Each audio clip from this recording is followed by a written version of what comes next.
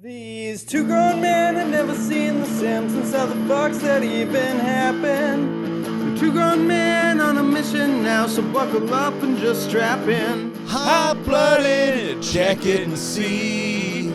I got a fever of 103. Come on, baby, do you do more than dance? These two grown men had never seen the Simpsons. It's America's barley basket. Welcome to episode 139 of America's Barley Basket. My name is Nathan Folsebuck. Sitting next to me, virtually, is Marlon Wells. Hello, Nathan. Hello, Marlon. I'm on the internet. How are you? You are. Look at you. World Wide Webbing it. That's me. I'm kicked back in this chair. We got basketball shorts. Got the feet up. Just relaxing. Had a hard day. Well, you know, man labors all day. Sometimes you just got to get home and relax. I mean, I skipped the first part, but... Yeah, you simplified the equation. Yeah, cut out the middleman. I am just at home relaxing. You got that huge court settlement. They could no way prove that massage was sensual. Defamation of character. Sensual is subjective. Yeah. I was medically prescribed that leather diaper. Yes, it was a postal employee, but they weren't on the clock. They're not held responsible. Splashed all over the front pages of the Fargo Forum. Splashed all over something, baby. Local entertainer defiled by by human traffic victim. You know, I'm not gonna lie, Marlon. The optics aren't good. Boy, they keep finding unflattering photos to use in this newspaper. These go back years. How long were you frequenting this place? Sensual massage, a world that I have not delved into. Treat yourself. Maybe that's coming up. Maybe I take a real dirtbag turn with the rest of my life. I don't know. I'm a bashful boy. That just seems with like bright massage room lighting, you know, like, I mean, massages aren't like fucking lit like a Costco, but like, you know, like it's just such a, I don't know. I'm just so fucking worked. I get like fucking relaxed from a massage. I ain't getting all riled up, you know, like, gee, that poor woman better have some fucking forearm strength. 'Cause gonna be like trying to start an old weed eater that the carbs haven't been cleaned on in a while. Well, you got too into it. Now you flooded it. Come back in about half an hour. You got like an Archie or an Entertainment Weekly I can read.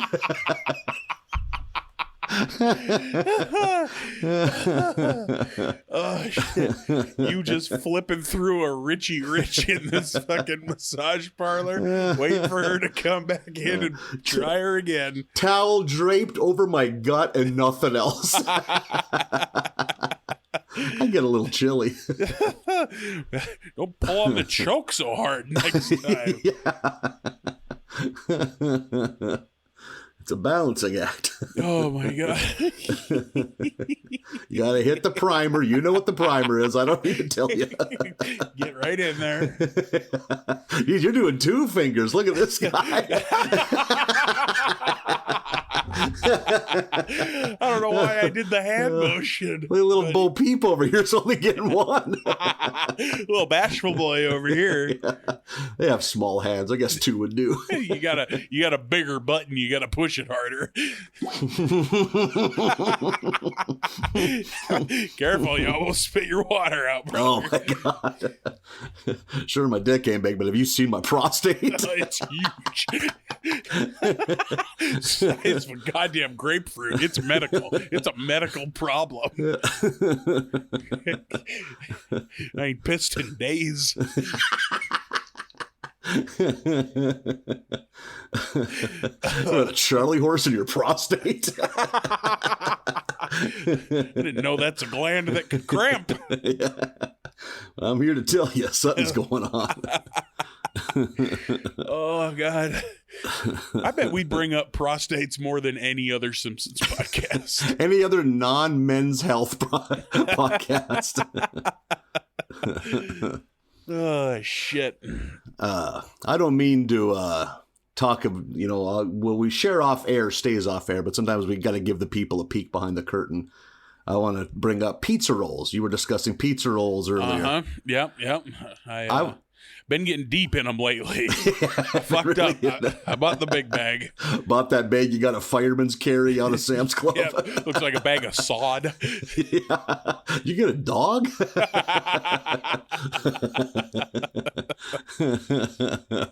I was thinking, like, I was in the frozen food section. Like, I almost forgot there are flavors of pizza roll. Do you think you can tell? No, of fucking course not. Yeah, like, is there a difference between pepperoni and sausage in a pizza roll? There's not enough in there to like differentiate between cheese, pepperoni, or combination. Yeah. Like, also combination pretty vague. That could be right? Toenails and cotton balls. What are we talking about? A combination of what? Yeah, it's kind of ominous from the people at Totino's. Combination of low self-esteem and not enough money today. That's what it's a combination of. That leads you to buying these goddamn things. These and you know how fucking pizza pillows. And it's funny, the good people at Totino's can't make a pizza to save their life. I'm going to go out on a limb and say Totino's pizzas aren't very good. But goddamn pizza roll is a tasty treat. I got no beef with the Totino's. It has its place. Yeah. But like, gun to the head, which would you rather have? I'm taking pizza rolls every time. They've somehow figured out how to make a pizza out of shredded cardboard and fucking ketchup water. Yeah. There's more nutritional value if you eat the box or the bag, I guess. Yeah, there's some troublesome ingredients used in a Totino's pizza. Oh, yeah, it's pretty scientific words on that ingredients list. Not a lot of recognizable ones. Not a lot of things you can pluck out of Grandma's garden. Right. It reads like the ingredients on how to build a pipe bomb. Yeah. Grandma, do we have any xanthan gum growing? Grandma, which plants are the riboflavin? I gotta bring in the riboflavin harvest. Trying to make my own pizza rolls. There's no way it hasn't come up before, but it comes to pizza rolls, you an oven man or a microwave man? Oven man. No. We've had this come up before and it almost ended the podcast. So. Tread lightly. I want them soft little pizza pillows. Oh, it's so sick. Like, oh, they're so soft. Oh God. Just not even chewing, just letting them fall apart with the saliva in your mouth. Every once in a while you start choking when they finally release the sauce. Pop 3 in and then fill your mouth with root beer and just sit there a while. Yeah. Watching skateboarding videos bloopers on a loop. Talking to your cat. He gets hit on the nuts in this one, does he? That's as everyone. Root beer just falls down your face. Just naked from the tits up, your lower half wrapped in beach towels. Just watch them every night. Oh God. Buddy of mine used to deliver pizza in this town, and he used to tell a horror story about one of their regulars who would always order pizza from him. Just this mammoth fucking sliding avalanche of fat person who the guy would always answer the door wearing nothing but wrapped in a comforter. Just to get his pizza. Like, oh, hey. Oh, and always have some excuse of like, oh, you're early. I didn't know. I wasn't ready. Weren't you, sir? What does that man do for a living? What kind of life are you leading? Beats me. What are you Independently doing, bud? wealthy. Yeah. Fucking sitting around wearing a comforter. Oh boy. And he's sitting nude. He is ruining a couch. That comforter gets thrown over him when the doorbell rings. Yeah, in a panic, like, whoa, whoa. I hope it hangs by the door on like a coat rack. That's his pizza comforter. Like, does he? If the UPS man comes by and knocks, does he get the comforter treatment? Yeah. I'd say that's any delivery person is getting the somebody. If the maintenance man comes to fix the garbage disposal. Oh my god, the things those people have seen. Oh man, yeah. That's got to be a fucking life. The life of the apartment super. Yeah, the smells alone, unbelievable. Think of that, like. God, like, and I've been there. I ain't been fucking pizza comforter sad, but I've been fucking the hard drinking days. I was clear of the time when the maintenance guy showed up for a planned. It wasn't impromptu. He told, like, we got a fucking message. He's going to be there in 3 days at 3 p.m. and he was there on the dot. Neither me or my roommate were up at 3 p.m. Oh, like answering the door at 3 p.m. like groggy-eyed in basketball shorts. Like, what's up? What? Oh, just waving them in, like going back to bed. That's such a bummer. I've been there. 2 of us. Neither of us could be up by 3 p.m. And we worked nights. We didn't work overnight. It's not like we were working till 6 a.m., you know? Right. Like, done at like 2:30, but well, that's when the partying began. Yeah, in the strip club days, like fucking, we're coming by to inspect the smoke detectors, and I'm fucking dead asleep at 1 p.m. Even though I was working full time, you feel like such a goddamn deadbeat. Yeah. Oh my god, yeah. Like, you just start doing busy work around the house. Totally, yep. I gotta start cleaning these windowsills. Yep. Right now is when I decided to empty the dishwasher. Yeah. Clearly asleep. Yeah. Yeah. Go back to bed, you fat bitch. And you do. I guess you're right. Okay. Oh. Hey, Marlon. Hey, Nathan. You know who has never ruined their family name by being busted for getting a hand job in a massage parlor? Who's that, Nathan? The Simpsons. Had to really backtrack for that one, didn't you? Yeah, I couldn't think of anything with the pizza rolls. Oh, God. It is The Simpsons. It is season, 32. Season 32. And with the zest in your voice, it's almost like season 1. I had...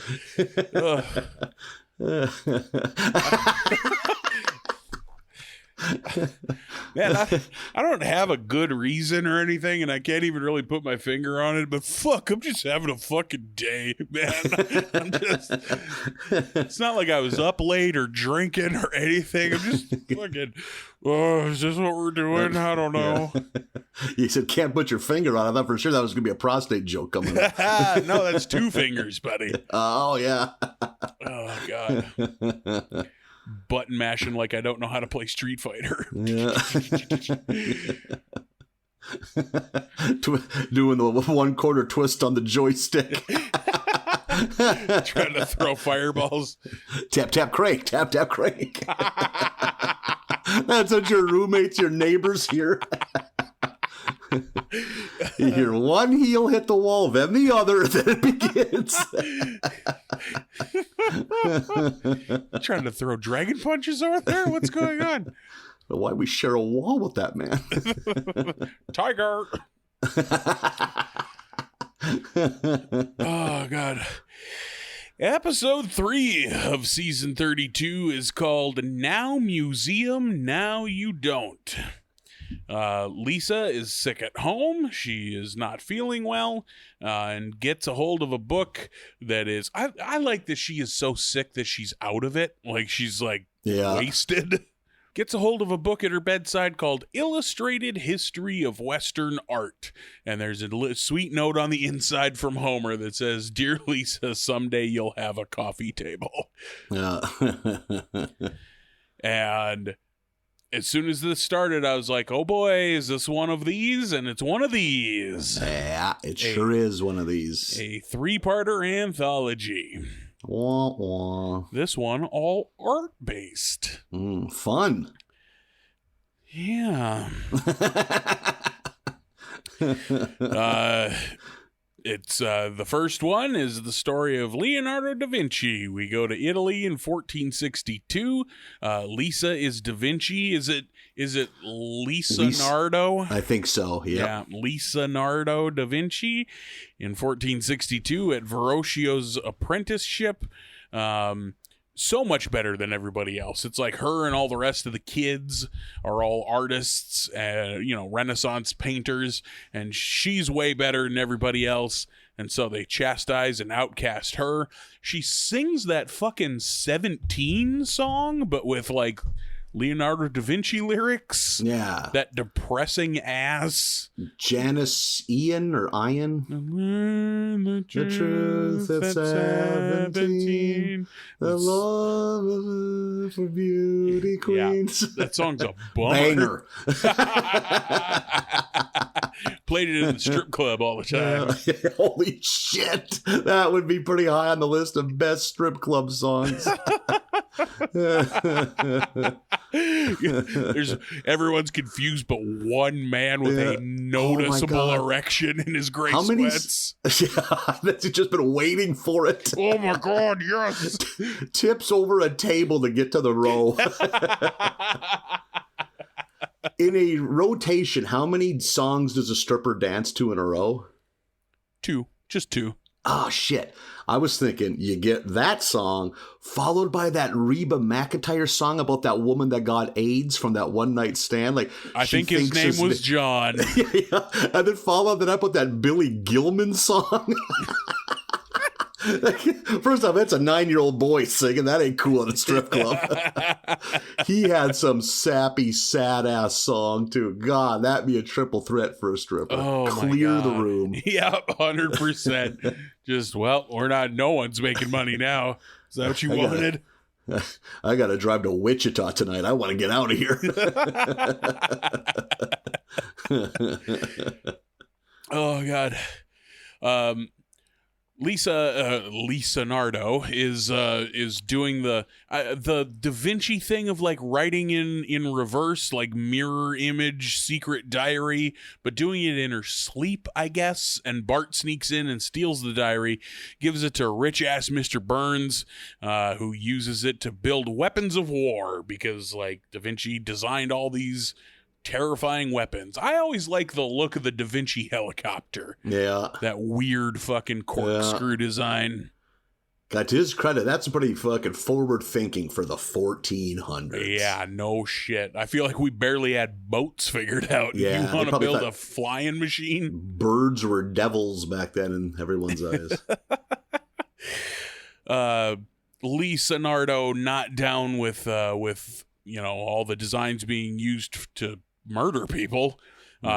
So escapes to France and then spends the rest of her life, you think, painting the Mona Lisa, but it's like the big end gag is the camera pans to see what she had been working on, and instead it's she has written the book The Da Vinci Code.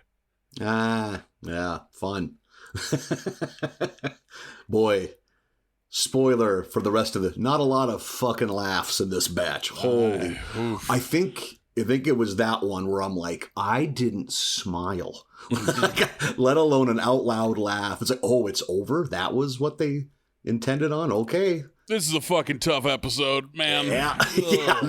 Honestly, you take recency bias out of it. I'd say this ranks as one of the most okay, that's over episodes we've had in a while. Yeah, this is a tough one. We cut back to Lisa, homesick, flipping through this book. Bart hates art, but at some point she's like, well, you'll like this one, and it's France in 1863. I don't even know who the fuck he is supposed to be. I don't know enough about art, I guess. Monet? I don't know. He's Just French, I assume. Some manner of impressionist. I don't know. Van Gogh?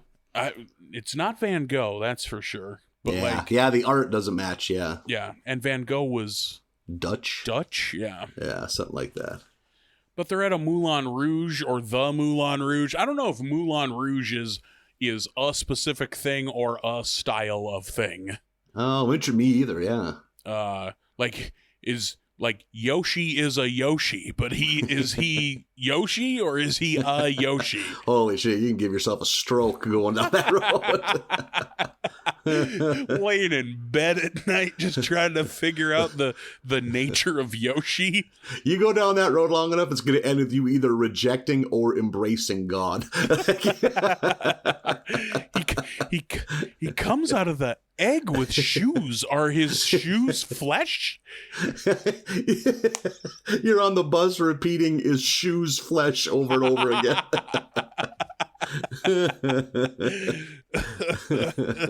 Sir, you got to get off this bus. So Bart is an impressionist. Everyone else is painting lifelike images, and he's doing impressionism, and of course nobody likes that except for Mo, who shows up. Mo is some guy, I guess. It's weird to hear Mo doing a French accent, like, 'cause he's already kind of doing an accent, and then to layer French on top of it is pretty strange to hear. He likes it, and since he likes it, all the rest of the artists decide to copy Bart's impressionist style. The Emperor is going to come see the art, to give it an award or something, or one of them's going to hang in the castle or something. Skinner and Chalmers are kind of the heads of this art school, I guess. At one point, they're like, well, we got to get the... Chalmers and Skinner have hidden all their impressionist art in a back room so the Emperor doesn't see it. And they're like, we got to get him back there. So they just roll a big wheel of cheese into the back room. And since Homer is the Emperor, he chases it and looks around and I guess likes it. Yeah. Not only is it not funny, it's like half of it doesn't even make sense. It's like... And then Bart gets the Royal Medallion for art, and Chalmers and Skinner's get beheaded, I guess. You look like a kid that's being forced to recite something against your will. I believe in the future of agriculture. Not of words, but of deeds. I pledge allegiance to the flag. You know what's fucking creepy to see as an adult? A group of children in that dead voice recite the Pledge of Allegiance. Oh, I never thought of that. Christ on sale. It is wild to see. Yeah. The thing I love about that is it's all the super patriotic people that love the pledge. If the founding fathers, who they jerk themselves off over all the time, heard about the idea of doing a pledge, they would be repulsed. Yep, 100%. Like, that is fucking old world, the kind of shit they fought a war over. Like, no, don't fucking make children pledge. They're like, no. If they want to hate America, that's cool. Like that's what they fought for. Is you can you're not forced to love it. You know, you were, because they were forced to kneel before the crown. You know, like. And you ever heard a fucking group of kids say the pledge enthusiastically? No, you fucking haven't. Yeah, because you know what never follows the pledge? Anything fun. First period's never fun. I forget what fucking aunt posted a video on Facebook of some kids taking the fucking pledge, and I was just like, this is legit terrifying. This is worse than any horror movie I've ever seen. This is the most culty Black Mirror shit I've ever fucking seen. Yeah, Jesus. Like, that's the kind of thing that plays in the background of like a Megadeth outro. You know, totally. When Dave Mustaine's shredding. You know? Yeah. Oh, God. Just thinking about first period in school. Do you ever have gym first period? Nah, gym was always a midday thing. I had it once in high school. It worked out. It was such a shock to your system because I was not awake. Like, I wake up, even if my body's mobile, I'm waking up at 11 mentally. I bet my dodgeball skills were not on point. playing Foursquare at fucking 8:30 in the morning. Yeah, right. That's exactly what it was. Like, how are we supposed to get jacked up for this? You know? Oh, like, fuck. I ain't like the tea. I haven't had 7 cups of coffee already. Like, I woke up 25 minutes ago. Now you want to play goddamn kickball? It's mean. I'm gonna make you play softball before you go to bed. Get up. Your reaction time is garbage getting just smoked with that big rubber ball. Right in the fucking dome. When you guys played kickball, did you play with the big motherfucker? The like, I'm gonna say 18 inches across big rubber ball, or was it like the volleyball sized rubber ball? Volleyball. Like and they were like ball size, yeah. And they weren't rubber. They were like Nerf. Really? Like, but more solid, if that makes sense. I think I get what you're saying, yeah. Yeah, like much more solid than a tip, but like a foamy core with like, I don't know, some kind of fake plasticky trim, but not the hard rubber at all. Ours makes were the soft rubber ones filled with air, like the like the classic dodgeball, except big, like 18 inches, maybe 2 feet across. Big bastard. Really? Is what we played kickball with. Oh, kickball. Yeah. Oh, I am so sorry. I thought you meant dodgeball. Yeah, we use the exact same thing for kickball, that inflatable rubber ball. Oh, okay, yeah. And for dodgeball, we had just a smaller version of that that's about the size of a soccer ball. Oh, see, that's when the foam came in. That's for dodgeball. Oh, okay. I don't remember dodgeball being a staple as a kid. See, I had a couple years where I bet we played the teacher was hitting retirement age, so I think his lust for the job was gone. So there was 50% of the semester was dodgeball because it's easy. Yeah. Put 4 balls of that middle line. Let's get after it. And the kids seem to like it. You know, it's minimal effort for maximum output. Every girl. I actually, one of the last times I ran, the girl in particular I ran into, that came up and she's like, I would just stand in the back and wait for a ball to come close and I'd stick my arm out and let it wing me and go sit down. It's like, that's good. That's great. Good exercise. The fun thing about dodgeball, or most sports, but dodgeball in particular, it really opens doors to bullying. Like, like if we might win if Marlon catches it and gets one of us off the bench, and instead it just bounces off my fucking stone hands and we lose. Good. Now I can get bullied the rest of the day. Oh, I get to go get naked with these guys with no supervision. Terrific. That's awesome. No way that ends poorly. That also is super cool. Can we keep doing that? Can we get a couple of gym showers a day thrown in here? Could you like kill the lights intermittently? So I can't see what direction my attackers are coming from. Yeah. Oh, good. It's time for the daily blanket party in the fucking shower. Like I'm in goddamn prison. I don't remember much, shockingly little shenanigans at our gym showers. Oh, man. Like, it's just such a weird thing. Like, let's fucking take a shower midday. Like, is it worth it? Was that little bit of sweating worth it? Most of the shenanigans in the locker room was all property destruction. Like, oh, we threw all your clothes in the shower, or we had those basket lockers for your shoes, like mesh wire baskets that then you could put a padlock on. Yeah. We pulled all your laces through and tied them in a fucking quadruple knot and burned the ends off with a lighter. It's kind of funny, yeah. Yeah. Got a lot of that. Oh, guess what? You're gonna be fucking late for class because it's gonna take you a half hour to untie those motherfuckers. The one move that was around was you'd be out of the shower getting dressed and someone would come up behind you, put a dollop of shampoo on your wet head. Ah, that's like, a huge dick move. Because the thing is, it's hard to retaliate because you gotta undress quick and shower. Well, I guess I'm going back in the shower. We take these underwear off my kind of damp body and get back in. And then come back and put those kind of damp underwear on. This is great. This is terrific. Yeah. This, I don't mean to, I misspoke early on. This isn't a 3-part anthology. This is a 4-part anthology for whatever reason. Because they don't like us. Because Lisa, Maggie comes in and does her Maggie sound, which Lisa can understand. And Lisa's like, oh yeah, I got a story for Maggie too. And it's real short, but it's just Maggie as Cupid and whoever the fucking unibrow baby is, like her nemesis, swaps out her Cupid arrows for death arrows, I guess, and she shoots Homer. And that's that. Ugh. Why?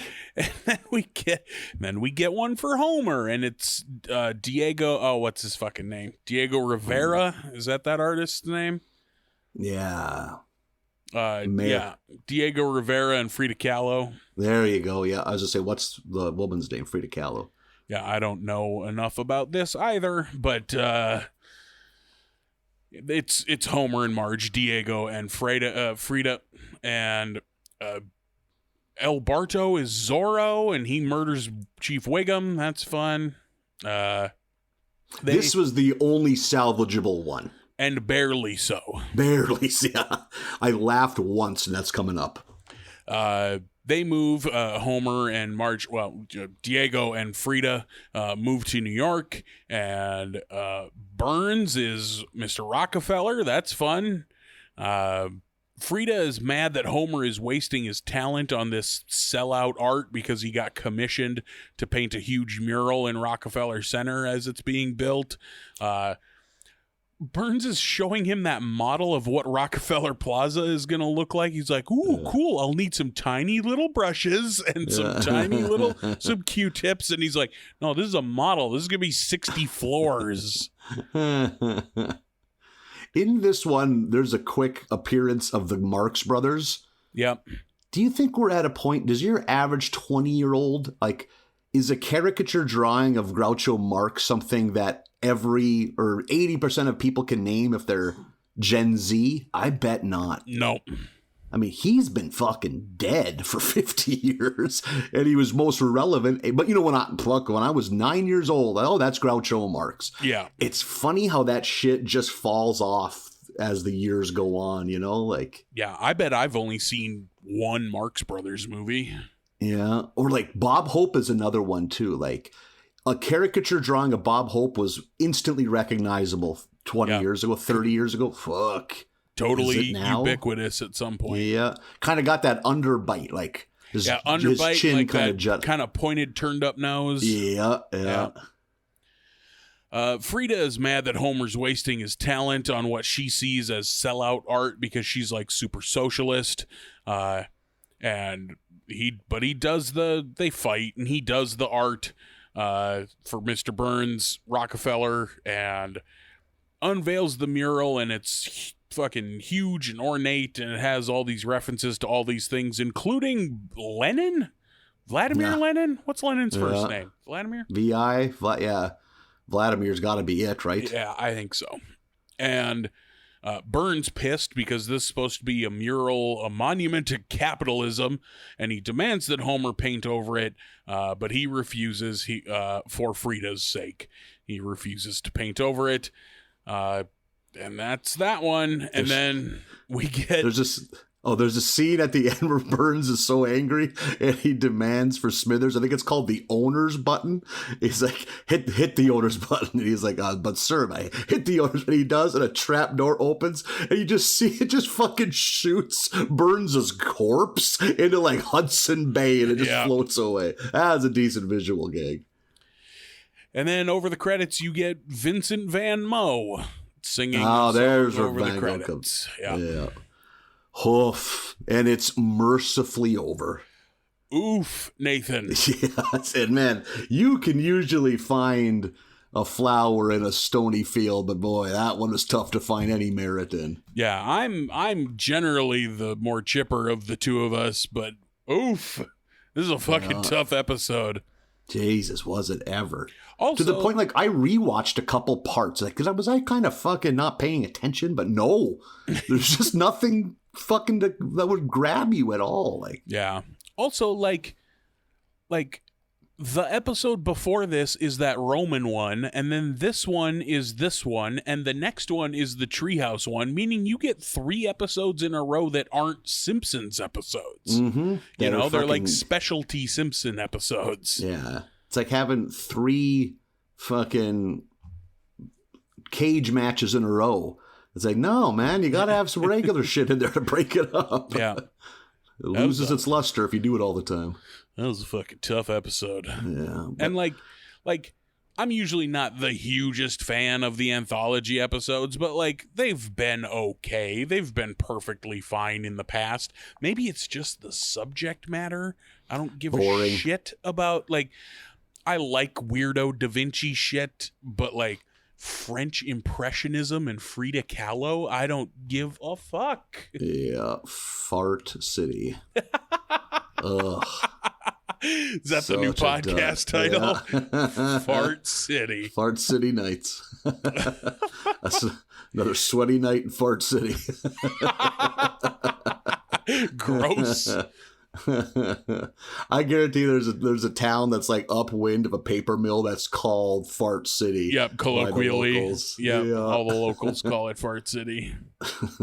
But I want to say right now, I don't want people to lose hope. This next episode, far, far better. Is it now? Yeah. I'm not going to hold back anything. I want to bring smiles to faces. Take it away, boyo. And not always is a Treehouse a winner, but this is pretty good. Treehouse of Horror 31 is what we're up to now. Episode begins with a pretty long intro. Yeah. Springfield is riddled with Biden and Trump signs. Homer is chillaxing in his hammock, as he often does. Marge calls from the voting line. Does that seem right? Yep. She's in line to vote.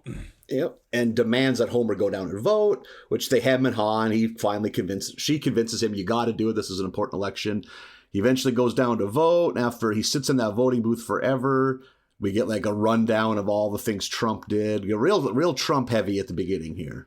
Which was funny. Like, that list goes on for so long. Like, because it's Lisa pokes her head in because he's like conflicted. I guess I don't know who to vote for. And Lisa's like, are you fucking kidding me? Like, and then it's just a long list of Trump's transgressions. And I'll give the Simpsons credit. They've been dunking on Trump for 25 years. This isn't new for them. Right. But he finally votes and he takes care of it. But then cut to him sleeping on the hammock with an angry Marge asking him why he didn't vote. Turns out he fucking dreamt that shit. Mm-hmm. And Homer's like, hey, relax. What's the worst that can happen? Cut to Inauguration Day 2021. And Springfield looks like the future in the Terminator movies. Yep. Like, everything is decimated. There's giant robots shooting the survivors. Ed 209s. They're Ed 209s with the presidential seal on them. From RoboCop? Yeah. Oh, okay. That's what it is. Yeah. We get a good cut of Hans Moleman getting iced by one of those machines. It turns out he voted for Kanye West, which I thought was a nice touch. Yep. I shouldn't have voted for Kanye. And then the fucking 4 horsemen of the apocalypse roll into the sky. Yeah, one of which is holding the banner that says Treehouse of Horror 32. Yeah. It's like war, pestilence, famine, and Treehouse of Horror. Yeah. It's a very good intro. Like, also during that intro, during all of the, like, you know, lines and stuff at the election, at the polling place, masks. Oh, yeah. Wasn't that weird to see? Yeah, masks. We're that far in. And 6-foot distance standing in line like they're all spaced apart and wearing masks. Yeah, so wild. I was like, holy shit, we're here. The first of the 3, of course, it's 3. They're not going to go away from that tradition. First one is Toy Gory. 3 guesses as to what movie it's lampooning. Moana. Wall-E. Oh, close. And Necessary Roughness. Oh, so close. Toy Story. Damn it. Ah, jeez. Ah, God. This one is in CGI because Toy Story's in CGI. Yeah. Bart is packaging up his old, unplayed with toys to give away at Marge's behest. He tells her he wants to say goodbye to them, which is something I would have done as a little kid. I hated getting rid of Aww. shit. But in reality, we just get a montage of him fucking torturing and destroying all of his old toys. Bart's a goddamn psychopath. Like, Yep. he needs to be stopped. Like, Yep. Somebody put that kid in a fucking room. And fucking naive-ass Marge, she thinks Bart's being selfless and rewards him with a new toy, which is a Radioactive Man figure. Once Bart is gone, the toys come to life a la Toy Story, where a Krusty doll warns Radioactive Man about Bart and points to the box full of fucking disemboweled and beheaded toys. He puts a fucking belt sander on their faces earlier. Jesus. Incredible. All while that insane Randy Newman song plays. Just, Friend in Me or whatever. Yeah. Holy shit. Yeah. Randy Newman, who also does the Simpsons theme. Oh, really? Nope, that's Danny Elfman. That's Danny Never Elfman. mind. Yep. Yeah, both very involved in movie soundtracks. Yep. Oh, I fucked up. I'm going to cut that out. I won't be made to look a fool. Yeah. And goddammit if Krusty ain't right, because soon Radioactive Man dies after Bart microwaves him. He blows him up, like he melts him to nothing. Like, Jesus, that would destroy a microwave. Were you ever this kid? Were you ever destroying old toys? Not very. I fucking held on to shit forever. What I would do if I got a new toy, I mean, when I was really little, I'd be so excited about it. He'd have to eat next to me, like a He-Man guy would sit next to my plate. If I was eating cereal, I'd dunk the He-Man guy's head in. Here you go, your turn. So I'm sure all my He-Man guys smelt like sour milk at that time. Oh, just stink like shit. Yeah. So the toys, they all vow to get revenge. And then there's like a joke about how, I think, it's when the toys get there, they kidnap Bart while he sleeps, and they drag him through the house to outside. And we get Marge and Homer watching TV, and they're on Turner Classic Movies. And like the joke is that like they can't show any movies anymore because they're all politically incorrect. I wonder if TCM is that way. Like, I don't know. You would think that they would have the opinion of like, listen, these are a product of their time, and we're like not historical going to, context. Exactly. Yeah. So, which fucking you catch the TCM is a good movie channel to catch a movie on, minimal if no commercials. I wonder if they have their own streaming service or if they're on something else. Oh, good question. But I guess at some point, just go watch those movies. You know, you don't need TCM in particular. Ted Turner, to his credit, like demanded that was always worked into every new contract with like which channels end up on the cable packages.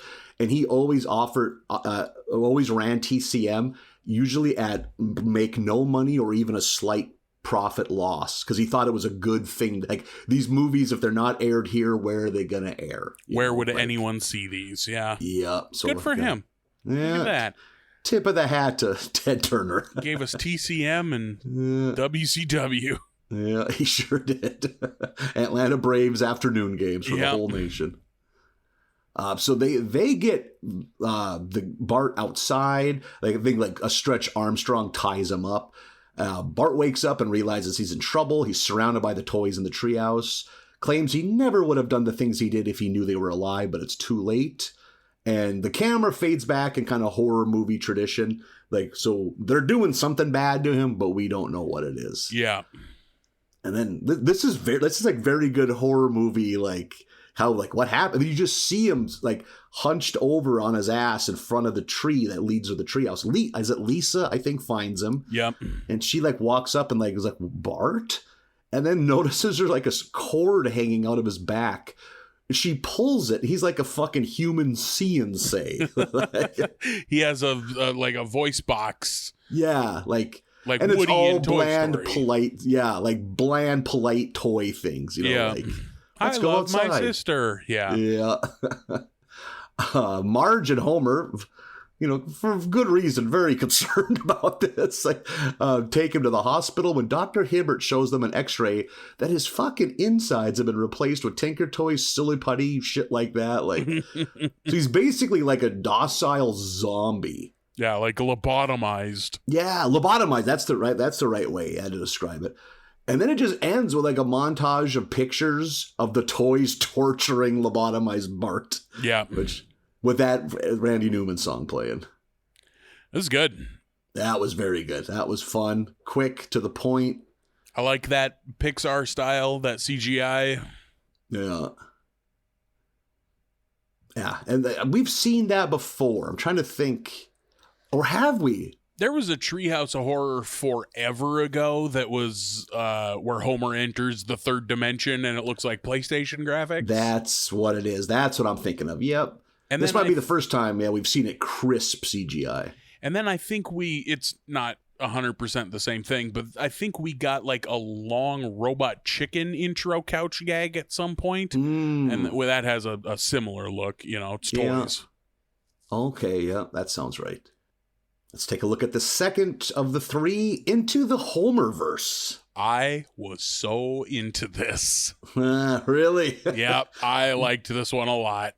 Is this aping any particular Spider-Man thing? Into the Spider-Verse? So this is what, like, there's multiple Spider-Men around each other at the same time? Have you not seen Into the Spider-Verse? I've heard it's good, too. Buddy, it's so good. I've heard it's fun. You catch me on the right day, I might tell you it is the best thing with Marvel on it. Like, I don't think you're alone in that. I've heard a lot of people that just rave about it. It is so fucking good. But yeah, that's also the premise there of all these Spider-Men from different Spider-Verses. Okay. Including an anime one and a black and white noir one. Like, really? Yeah, it's awfully similar. And a cartoon one. And like within the Homer one, there's like the really 8-bit graphic Homer. Yeah, pixel one. Yeah. That one's not from Spider-Verse, but it's a good one. So it begins with Homer at work when he gets a call from Marge demanding to know where he is because it's Halloween and he has all the candy, which, of course, he ate all of it earlier in the day. So now he's running through the power plant searching for candy when he fucking just quickly stumbles upon Burns, who was apparently kidnapped Hansel and Gretel. Either hanging, like it's never addressed. Locked up in that dungeon room. And they're like, "Aren't you supposed to be fattening us?" And he goes, "I like my children stringy and lean." Yeah. Homer eventually wanders into a top secret area. He thinks he finds what's a snack machine. It clearly fucking isn't. He tries to shove money into the machine. And I love that slot is so clearly labeled USB port as he's just jamming this fucking quarter into it. And it doesn't work. He goes full gorilla on it, bashes into it, which ends in an insane explosion. Once the dust settles, Homer's greeted by like a Homerized Yogi Bear, and then soon a Homer Cinderella. And then, as we discussed, 4 or 5 other different versions of Homer join. Yeah, there's Pixel Homer, Noir Homer, Anime Homer, and then Princess Homer, and who he calls Homer Barbera, who just switches in between Hanna-Barbera characters. Yeah, because he eventually becomes that scared cat character, Snagglepuss. Okay, there you go. Yeah. Heavens to Murgatroyd. Yeah. This is a good edit. It cuts to Kent Brockman giving like a rundown how that Springfield's been inundated with so many Homers that it's wreaking havoc on the community. There's a great gag where Kent mentions that because the Homers eat so much, Krusty Burgers had to look for different sources of meat. And if you pay attention, what they're wheeling in is a camel, a fucking griffin. They're going to make burgers out of mythical creatures. Like a shopping cart full of old footballs, and then Gil. And he's excited. He thinks this is going to be a good opportunity for him. What's this new gig of mine? Yeah. Marge is concerned, and she's able to get them all back home by getting them to eat. But soon she's exhausted from feeding them. And eventually OG Homer starts getting a little glitchy, I guess would be the best way to describe it. Yeah. And Lisa, because she knows science, she explains that they need to go back to the power plant and recreate the event that caused the rip in the space-time continuum, or Homer will just, cease to be. Disney princess Homer, has to do a fucking musical number that Lisa, begrudgingly agrees to participate in to explain what's going on. And it's all happening in the kitchen. And in the background, for no reason, and it only happens for a second, Snagglepuss Homer Barbera, just turns into Quick Draw for just a few seconds and then switches back to Snagglepuss. I didn't even notice that. I don't know why that cracked me up so hard. I was just like, oh, it's fun. Look at that. Just this dumb, just a fun, dumb thing for the background. The nice touch they can do with modern animation. That probably would have taken 800 hours of man work in 1993, but... so they go back to the power plant, but before they can they can correct what happened, Burns appears with a gun. He doesn't want to close the rift because, of course, it's a cheap source of unpaid labor. Yeah, he gets what, 6 homers for the price of 1? Yep. The homers bow up, but they're greeted by 6 alternate dimension Burnses, which promptly kick the homers' asses. I liked the ones we got, but I wanted more recognizable Burnses. We got Maleficent Burns and Bowser Burns. Those were both Bowser fun. Burns was nice. I like Bowser Burns a lot, but the rest were kind of just evil Burnses, Yeah.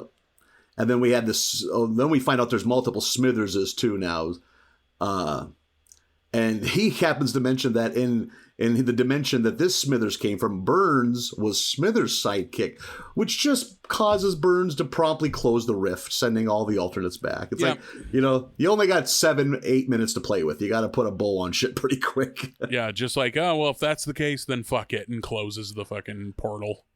But then they cut back to the Simpsons and Marge is making out with alternate dimension Homer, which that's for something I really liked. I thought that was kind of weak writing, but I kind of liked that. It doesn't make sense because we just watched them all get sent back except for her Homer. But I did like that if Marge had her choice, she would pick black and white noir Homer.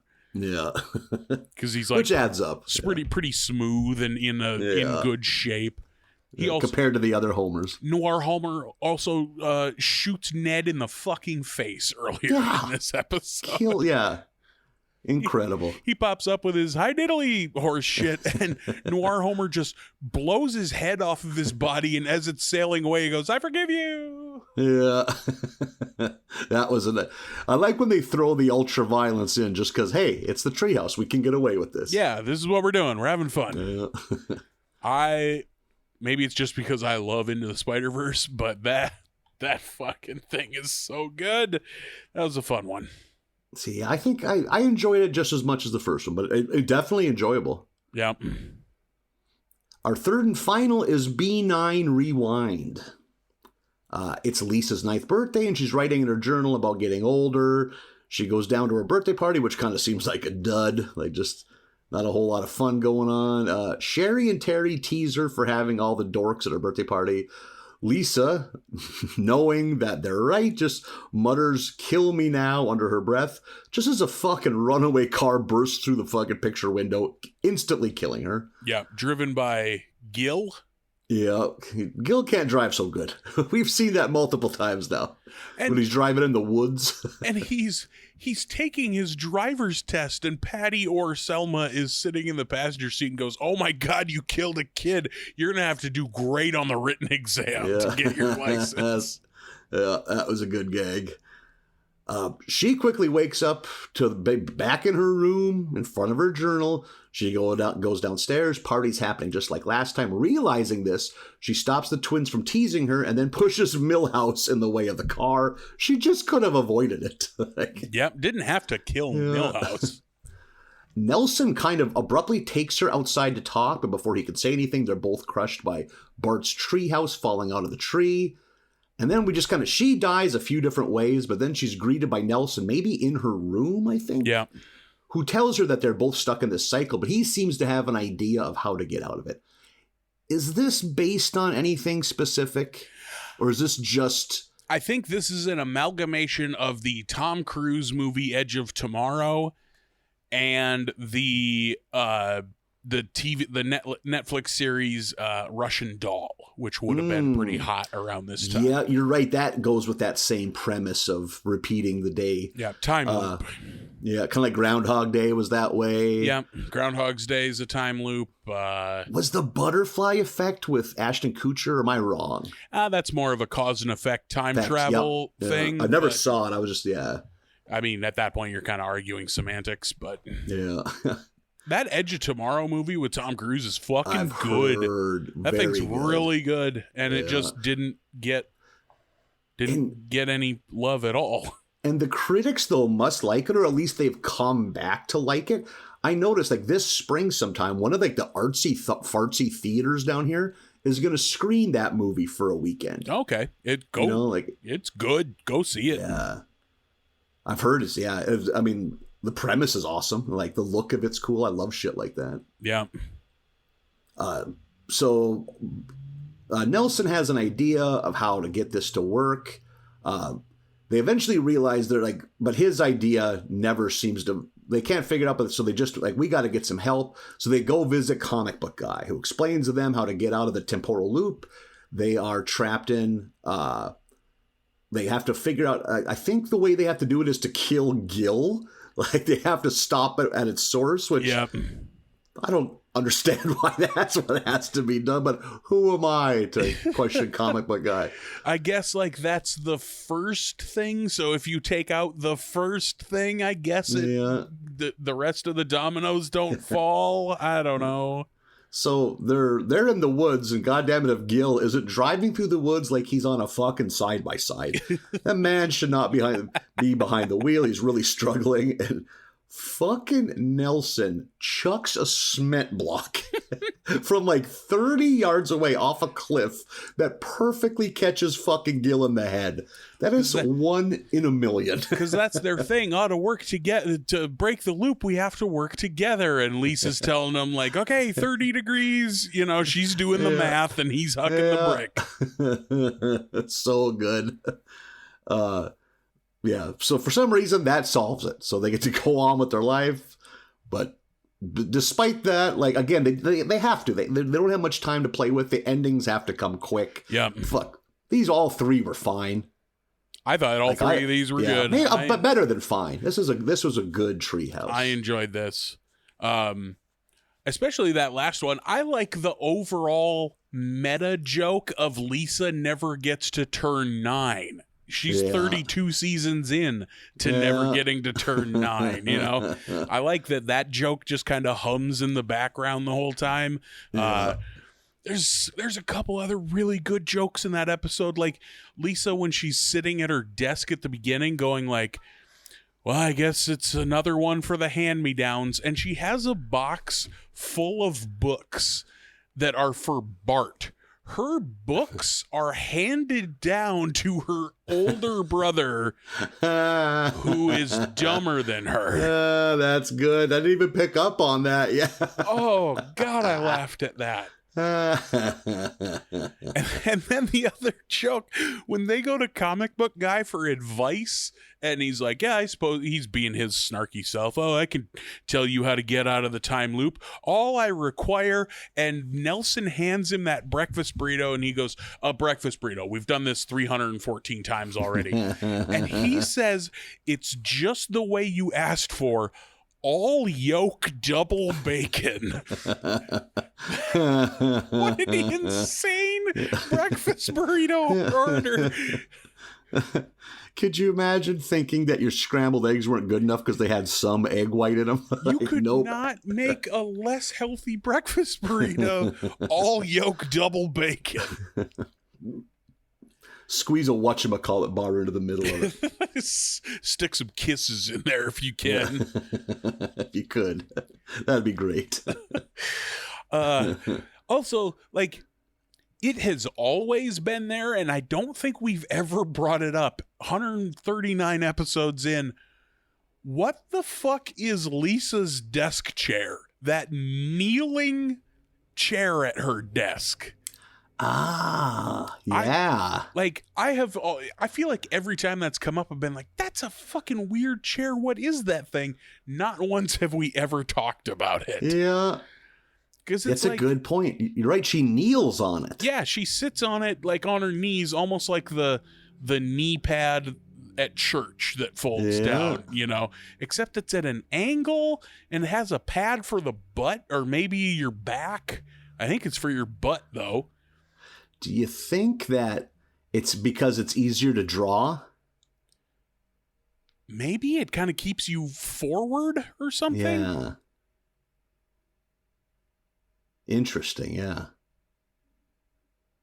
I'm Googling kneeling desk chair right now, and that's exactly a thing. Like, I'm looking at a fucking bunch of them. And it looks like what Lisa uses? Yeah, like there's kind of different designs, but... Huh. I guess its main pro is that it keeps your spinal column upright and straight. It's a posture thing. Interesting. Weird. I think it looks like it would be hard to get in and out of, but maybe I am just not shaped properly for it. It is not meant for us. I think you and I should get fucking kneeling chairs.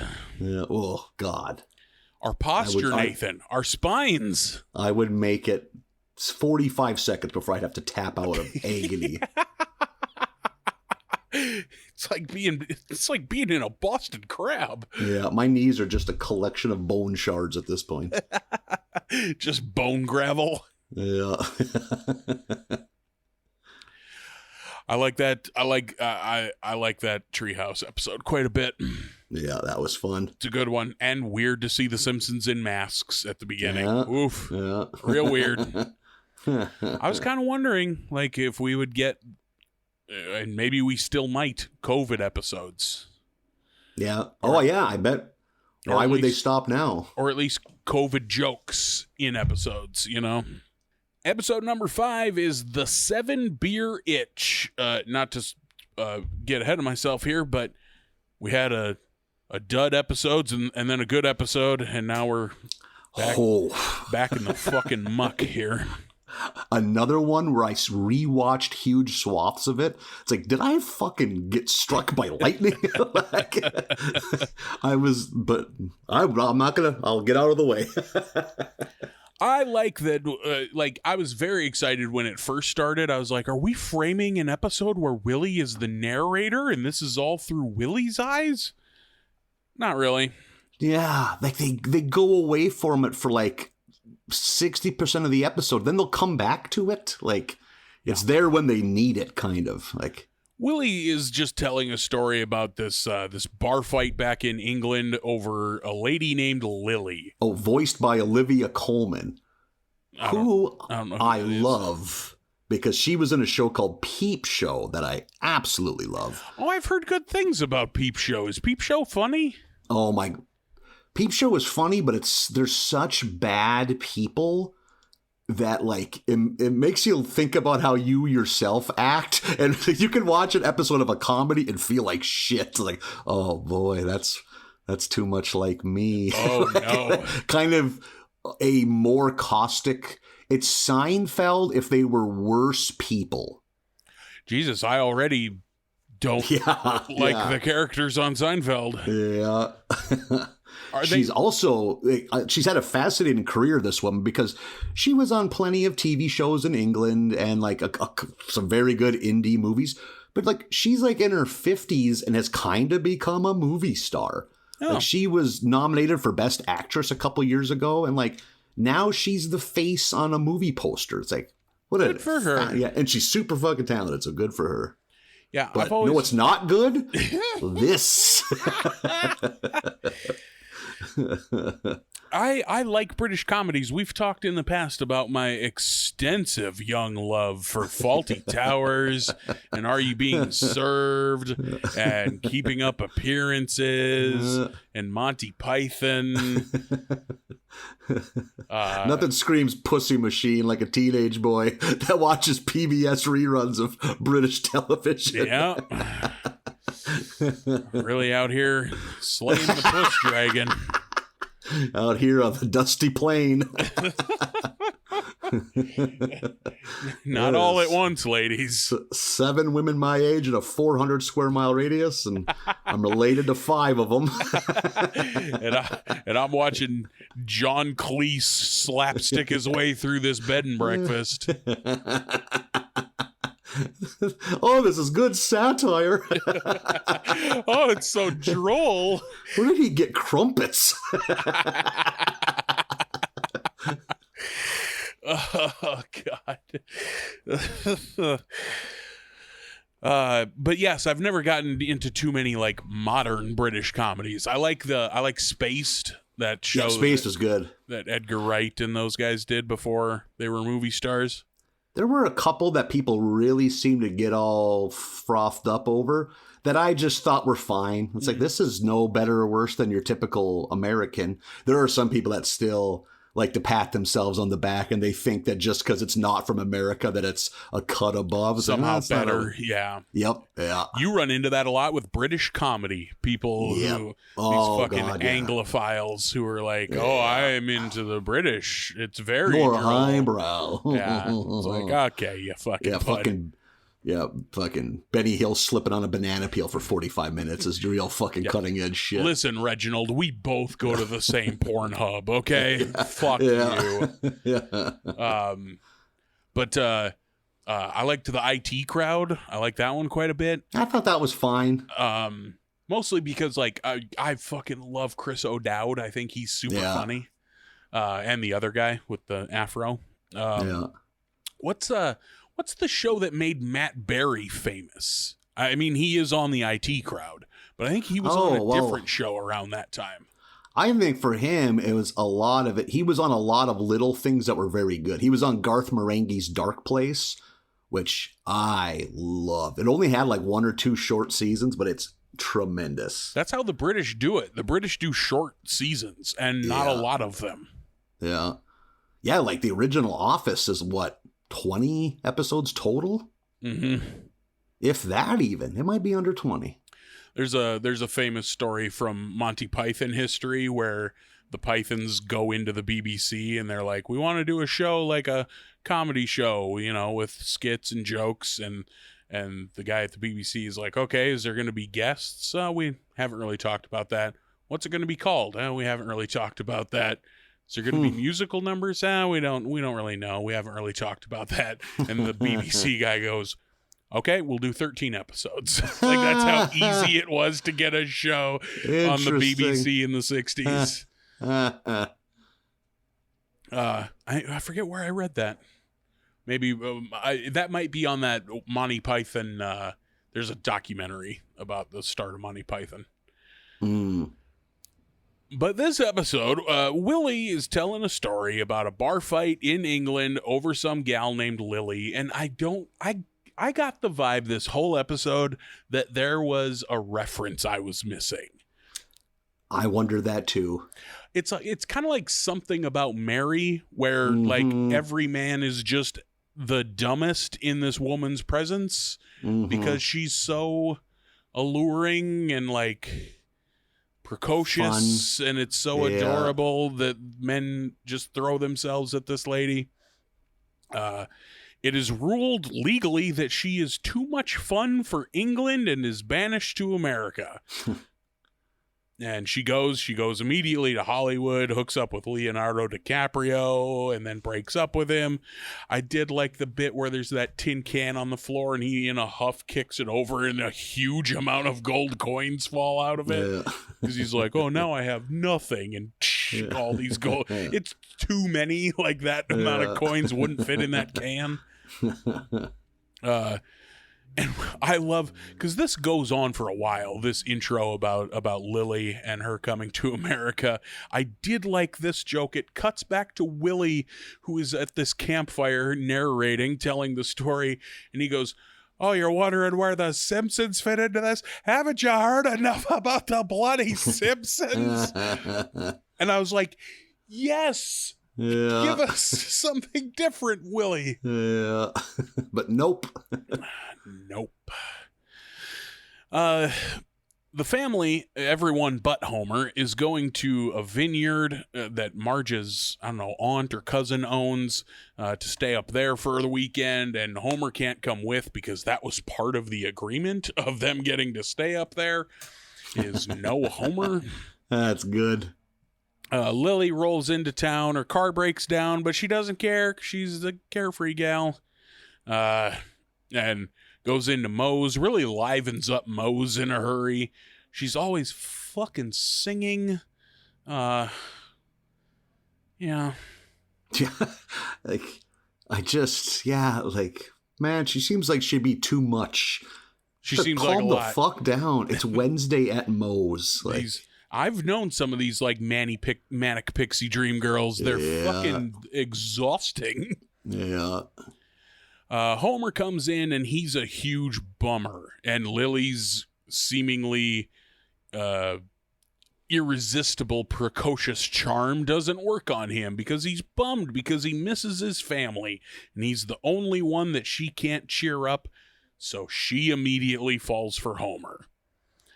Back up in, it's like the Northeast somewhere where this vineyard is. I didn't know they had vineyards up there, but I guess grapes grow lots of places, Marlon. They get to the family's having a hard time. Like, it's a fucking tough trip out to where the house they're staying is. Bart goes into the woods, comes back full of ticks. Boy, when's the last time you got a fucking tick on you? A couple of years ago when I was back home for the summer. Oh, bragging. Yeah. Oh, I'm a tick boy.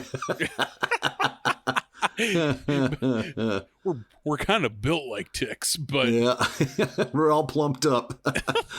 We found a real lazy horse to attach to. Oh, fucking tick! Just the idea of a tick makes me itch. Tick for some, the itching, but I'm not like grossed out by a tick. Oh, I am. Fuck that. Like, I'm pretty compared to, like, if a grasshopper landed on my forehead, I will fucking tip a motorcycle over. Like, I will thrash. Like, I will go swerve into oncoming traffic. What? But like a tick, I'll just grab it and flick it out the window. It wouldn't bug me at all. No, like a grasshopper doesn't bite or anything, but and they're like big. You just grab them and toss them. So that's the big is the problem. Like, they're big and they're gross. And if you like smacked it with the palm of your hand, it would explode guts. Yeah. Yep. A wood tick, you could fucking put that thing under a drill press. It ain't gonna make a mess unless it's all plumped up. Like, you can put your thumbnail into a tick as hard as you can. It's walking away. Yeah, but like, unlike a tick, a grasshopper can't secretly get under your nutsack without you knowing about it. You know, that's where ticks are really terrifying. I'm got a pretty good idea what's happening around my nutsack. I check it out every night. And every day, if I'm alone in a public restroom, that's pretty quiet. I'm constantly checking my nutsack. You in a public restroom, just out in the open in front of the mirror, pulling your fucking sack up. Yeah. 1 foot on a toilet, or on a urinal. Holding a mirror with my other hand so I can get a good up-under angle. Woof. That's a lot of diaper rash. You think I can apply a toner to that or something? Talking to a man who's washing his hands as fast as he can. He just, as he walks out, flips the light that is for like turn on light if need in service. Yeah. He's just pounding it.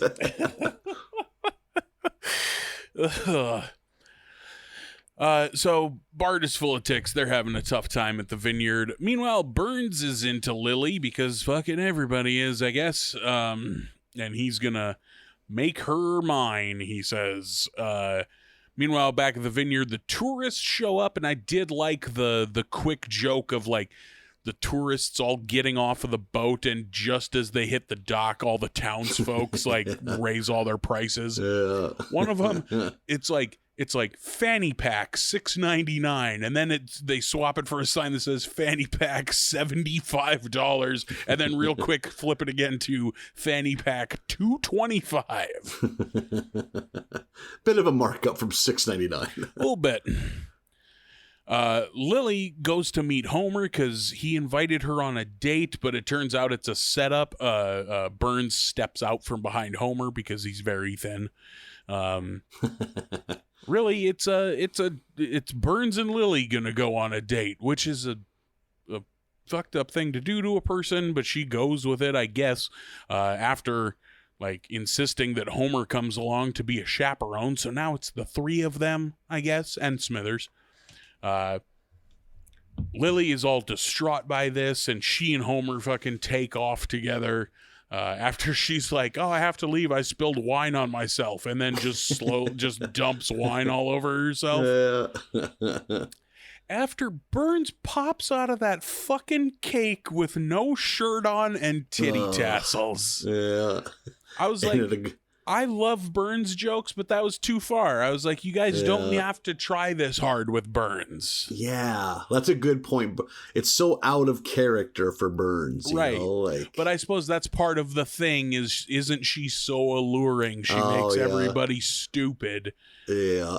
And it was funny to see he gets the tassels going so hard that he like flies away with his helicopter tassels on his nips. Good feeble Burns moment. He's so light he can fly away. Yeah, he also snuck through in between the strings of a harp fucking harp earlier. Yeah. So now it's just Homer and Lily, and Homer like finally starting to like get what everyone's been talking about and like starting to fall for Lily and trying not to bang Lily. He takes her home and she fucking plants one on him. 32 seasons of Homer being like a fucking 100% dedicated married man. Like we've done what? Between 2 and 5 episodes of Homer being tempted to cheat on Marge, but not in a long fucking time. That's true. Because we established a long fucking time ago that Homer is a solid man. Yeah. Homer, like, is scared that he's going to dream of her if he falls asleep, so there's a long sequence of him trying to stay awake. And he does finally fall asleep and wakes up to Marge shaking him, and which is just when Lily calls and lures him over to her place, like, oh, you gotta, like, he's like, I'm never going to fucking see you again, and she's like, you should come tell me that in person. He's like, that's a great idea, and that was kind of fun. Good dumb Homer moment. Yeah. Yep. Lures him over to her place. She's like singing something or another, and then like Homer is like, he's got like thought bubbles of Lily and then thought bubbles of Marge, and then Marge's voice fades up because she's also singing and lures him back. But her, like, I get that it's meant to be like, boy, Marge's voice singing must be terrible, but it's like too far. It's like too abrasive. Yeah, you're right. Good point. Yeah. So Homer goes back to Marge. Lily is devastated and heads back to London, completely distraught. She's fucking crying and shit. And then back in London, she's no fun anymore until she finds a British Homer. Like, he just looks exactly like Homer, but with a big mustache. She's like, yeah, I'll have a drink with you, and would you shave that mustache? And he is like, yes, immediately. And that's, and they go off. Yeah. Oof. Yeah. It was a fucking tough episode. I didn't like that one at all. You have had a couple of gems to go through, my word. Yeah, lucky fucking me. There was one quick gag, but when you're in a field of rock, you got to pick up the shiny one. It's Bart lying in bed, bedridden after the ticks, and like Marge is like, "Why don't you watch your Itchy and Scratchy?" And Bart's like, "I am Itchy and Scratchy." Yeah, that's an okay gag. That's a pretty good joke. That's all right. Yeah, just how Marge worded it, I'm not doing it justice. Like, why don't you watch your Itchy and your Scratchy? Yeah. Yeah, it's like, it's so dumb and so like illogical. Everyone's behavior is so illogical in this whole thing that I was like convinced that this is a parody of a movie I've never seen, and that's the only reason I'm not getting what must be jokes. I don't know. Which I'm with you. So much. I was like, I think we're just watching bad television is what that one was. Maybe it's just a bad episode of The Simpsons, I guess. But, God damn it, I might like that art one better. Holy shit. Because at least that art one is like, at least all its dumb shit like makes sense because it's one of those, you know? Like there's never any logic in those because there doesn't need to be because none of this is real. Add this to the pantheon of episodes where, holy shit, I hate when the guest star is a huge part of it. Yeah, yeah. Like where they play a major character. God, that can often lead to a bad episode. Like we've said before, an episode where you dedicate so much to someone you'll never see again. Yeah, good way to put it. Like all of this energy into a one-time character. Yeah. Put all this energy into a fucking Otto episode. Yeah, totally. Yeah. We're overdue. Remember when we did a whole episode on Carl Carlson's fucking Icelandic origin? Just a season or two ago, that insane, just the beginning of it was all it was, but the Sea Captain episode, how good that was. Yeah. Yeah. That was a fucking tough episode to get through, man. Oof. Let's see how episode 6 treats us. It's podcast news. Starts with Lisa around the house looking kind of ragged, kind of like run down. She's so fried. Her eyes are red and shit. Yeah. By the way, Homer singing the 2 a.m. ham song when he's it's the middle of the night and he pulls out that huge untouched ham. It's not leftover. It's clearly... It's just... Marge occasionally cooks a ham just so Homer can have night ham. Love me a ham. I can't say I've ever gotten into some 2 a.m. ham. But... Yeah, the ham after dark. The most seductive of the hams. Well, Marge is concerned about Lisa's appearance, and she kind of does some snooping, as moms do. And she figures out that she's hooked on true crime podcasts. Yeah. She decides she's worried, like, you know, your kid's 8. You want to know that they're consuming a content that's fit for them, which this shit would not be. It'd be like the endlessly awful stories. Like, don't let your 8-year-old listen to murder podcasts. But Marge does listen, and she gets hooked. As podcasts will do. Hopefully, this one does. Gets you hooked. A Simpsons episode. We are a podcast covering a Simpsons episode about podcasts. This one. This is the Ouroboros today. We're talking about the metaverse. We are in it. A lot of fourth wall shit here. Podcast eating its own tail. So they are now, Lisa and Marge are both hooked on this one particular true crime podcast, and they go to a live recording of it, which always seems like a weird thing to me when it's not a funny podcast. You know what I mean? Yep, I'm with you. Like a comedy podcast? Totally. Yep, that totally makes sense. The Dollop tours all the time. I would love to go to one of their shows.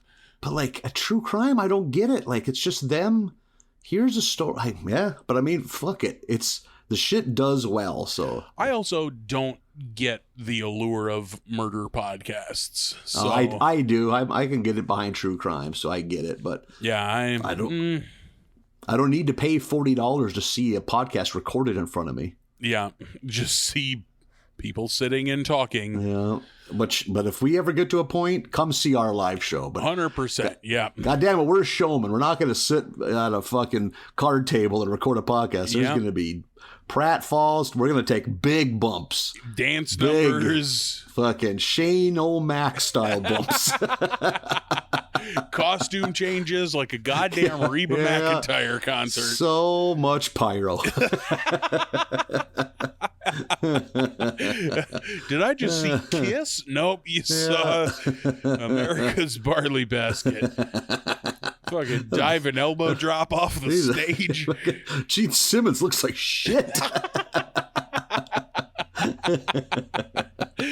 That one fellow was just talking about the episode and the other one super kicked him. Like... A dance number started. Coming to the stage, American Barley's basket dancers. I ain't got nobody. We had different thoughts on how that. I picture y'all ready for this? Down.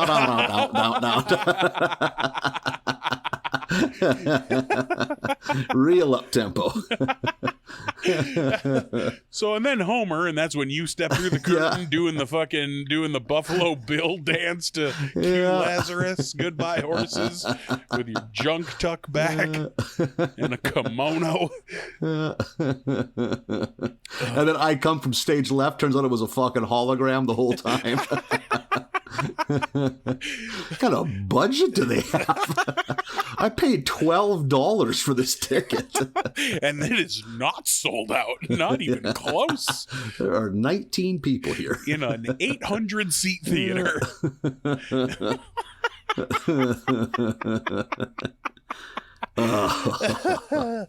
So make sure it sells out so we don't feel bad. Yeah. So while Marge and Lisa are doing this, Homer and Bart go visit Grandpa at the retirement home. Find out that old goddamn Abe, there's still some blood pumping in those veins of his. He's got himself a new lady friend. Hell yeah, he does. Vivian St. Charmaine, a former TV star. Hanging a bolo on the knob. What's that? Hanging a bolo on the knob to make sure nobody comes I forgot. in. Good point. Yeah. Is she a new character? I think she is, yes. Yeah. It just, you know who I'm getting her mixed up with was that old lady that Mo dated. Yep. That's who you're thinking of. She was a stage star. She was she's an old Broadway star. Well, this lady, she was, and I think, did they reference what kind of TV she was on, or am I wrong? They do, just real quick, because he's got like an old copy of TV Guide with That's her on what the it cover. is. Yeah. So, I mean, they are in it to win it. Them two, they're really into each other, and they go on a romantic getaway cruise where fucking Vivian is reported dead from a fall. Grandpa, who is distraught, doesn't remember what happened. Yeah. Which, not good when someone falls off a boat. I love that when we first meet her, she reveals that she is head over heels for Abe because unlike all the other men she's been with, his stories are longer. Like, that's why she likes Abe. She's into that, yeah. The meandering tales. Yeah, like finally. Every other man I was with are so concise. God, that's good. That's a good gag to throw in. Yeah. So Abe is now suspect number one. Cut back in Springfield. Podcast fever is all over town. Kent Brockman, who gives a news, like a breakdown of what's happened with Vivian dying and this and that, realizes that podcasts are the way of the future. He goes home and he sees his kids are all on device. I love his kids. Yeah. How they all weirdly... There's one of the boys is an 8-year-old kid. He's like white hair with a flat top and jowls.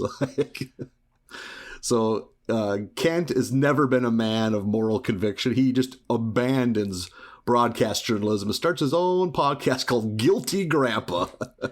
Remember when we used to see like off the air Kent Brockman, and he was always in like a robe with gold chains and drinking like a kimono. Yeah.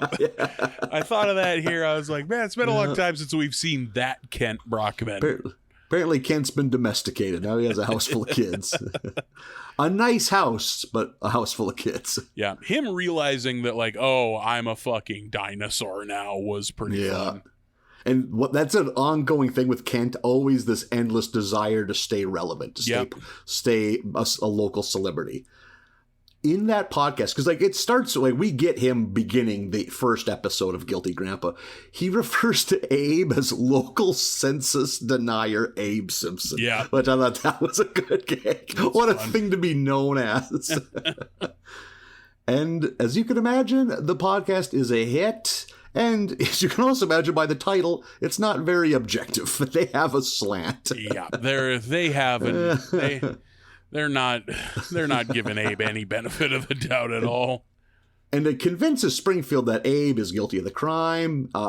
They eventually interview his family and his friends at the old folks' home, and this does nothing to make him look any better. If, in fact, it looks pretty bad for Abe. Like when Bart's talking about his war stories, like flame throwing people.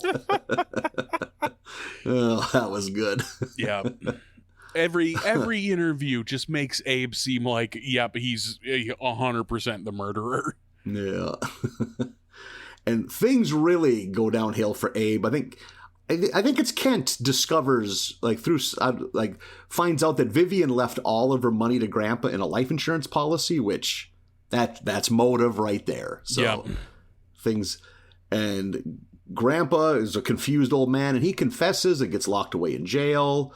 Though later, Dr. Hibbert reveals that Vivian is still alive because he's been tracking both of them with the GPS chips he's implanted during their colonoscopy. What the fuck? Yeah, because they had, way at the beginning when we first meet her, they're like, what are your plans? Oh, we have a couple's colonoscopy, and then we're going on a sunset cruise.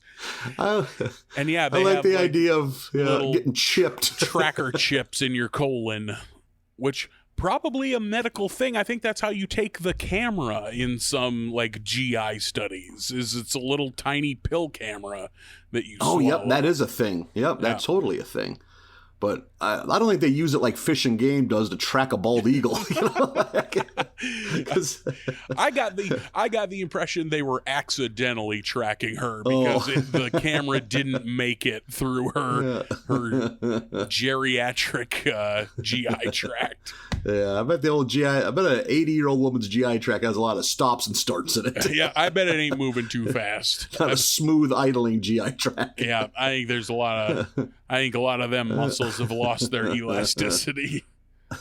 So just a loose colon. Yeah. Jesus, that's never an adjective you want associated with your colon. How would you describe my colon? Lackadaisical.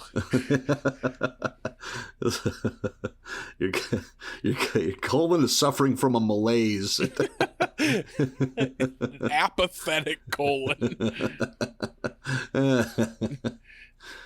And through some research, they have figured out that she has faked her death and she has fled to a Mexican resort. Hibbert and the Simpsons go to Kent and confront him with this information ahead of Guilty Grandpa Live, the final episode, which is being shot live in front of a fucking auditorium, like an arena. Yeah. Like he's fucking... The Who in 1977. This podcast is days old. And he's performing in front of a throng of thousands screaming for him. Which speaks to how much people love these goddamn murder podcasts. Like, that's the joke, is look how quickly we're all on board. Yeah. And Kent, I assumed he wouldn't, because Kent is a very unscrupulous man, but you can tell he goes out there, all the energy, and they're loving it, and he just sees them, the family on the sidelines there, and he has to admit that information has come out that Grandpa did not do it, and Grandpa is released from prison. And he's happy about that, but he's upset because he believed Vivian was the last love of his life.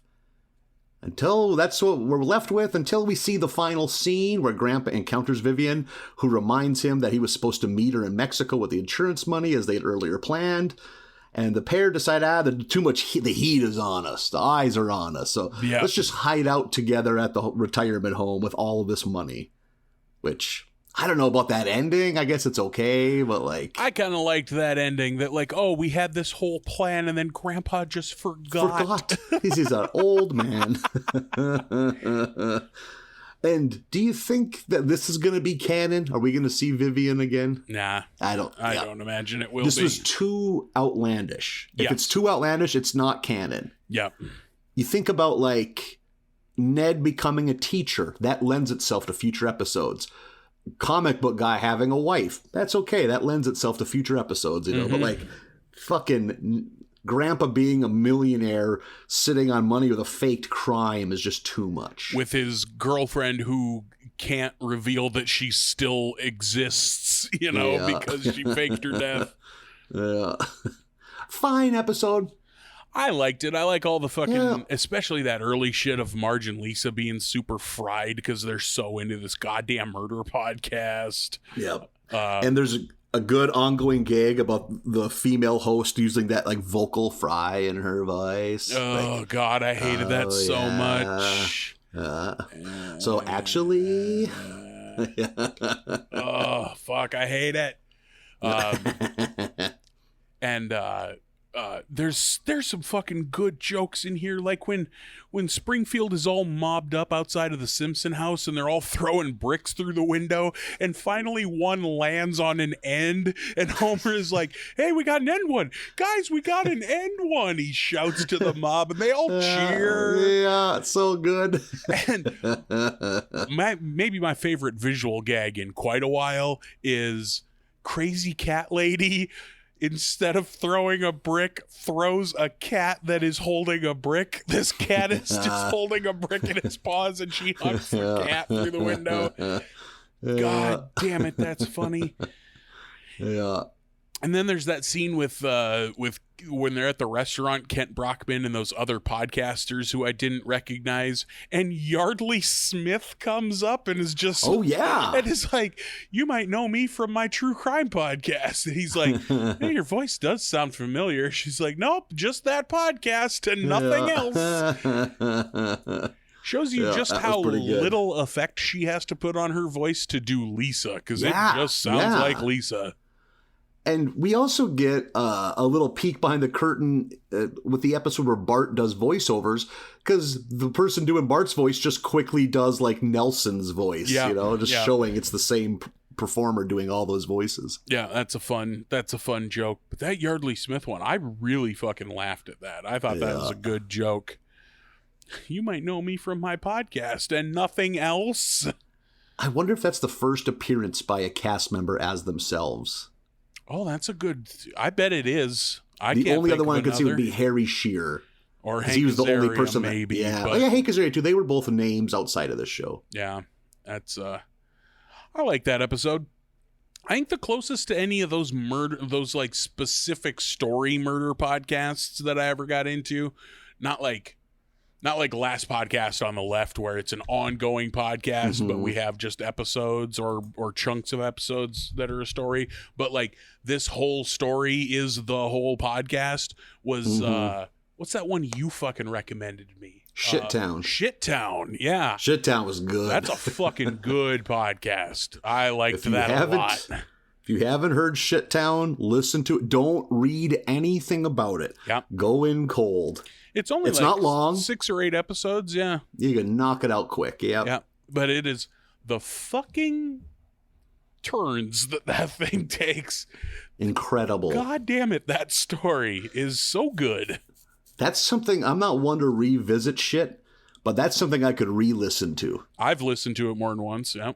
Yeah. That's a good one. One last episode, 7, is 3 Dreams Denied. Comic book guy wants to go to Comic-Con, but he can't afford it. He's bummed out. There is a joke. I don't mean to interrupt you when you just get started. The look on your face.